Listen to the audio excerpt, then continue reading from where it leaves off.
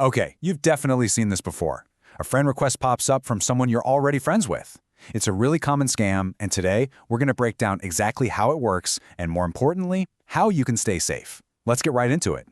We're going to tackle this in 5 simple parts. First up, we'll talk about that weird, unexpected request. Then we'll peek behind the curtain and see how the scam actually works. After that, we'll get into what the scammers really want. I'll give you one super simple rule to remember, and finally, we'll go over exactly how to stop them in their tracks. So, let's start at that exact moment. You're just scrolling, minding your own business, and then you see a notification that it doesn't quite add up. And yep, there it is, a friend request from your aunt, or maybe a friend from college, someone you know for a fact you're already connected with online.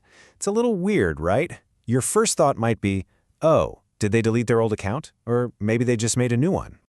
Okay, so the single most important thing you can do in this moment is absolutely nothing. Seriously, don't click accept. Just pausing for a second is your #1 defense, and we're about to see exactly why.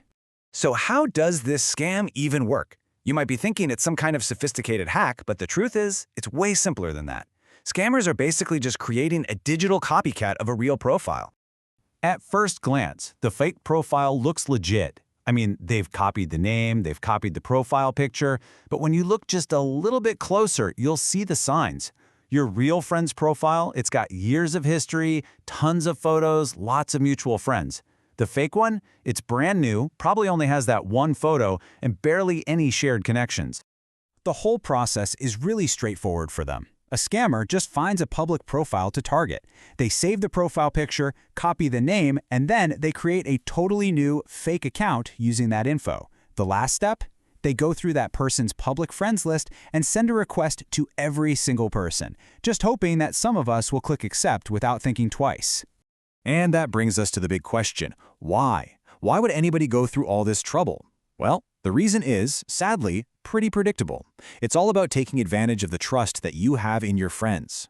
See, once they're connected to you and your friends as this clone, that's when the real scam starts. They might send out messages with some sob story about an emergency, asking for money, or maybe they'll send sketchy links to try and steal your personal information. They're counting on the fact that you're way more likely to trust a message if you think it's from a friend. Now, that might all sound a little worrying, but here's the really good news. Protecting yourself is actually incredibly easy. It all comes down to one simple rule. And here it is. This is the golden rule.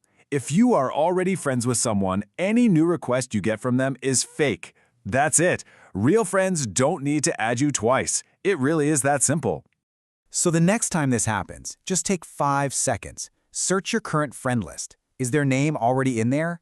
If the answer is yes, then you know what's up. That new request is a scam, and you can just ignore it with confidence. But you know what? You can do more than just protect yourself. You can actually help shut these scammers down for good. Here are the simple steps you can take to take back control and protect everyone in your network. All right, it's just a 4-step process. Step 1, and this is the most important, do not accept the request.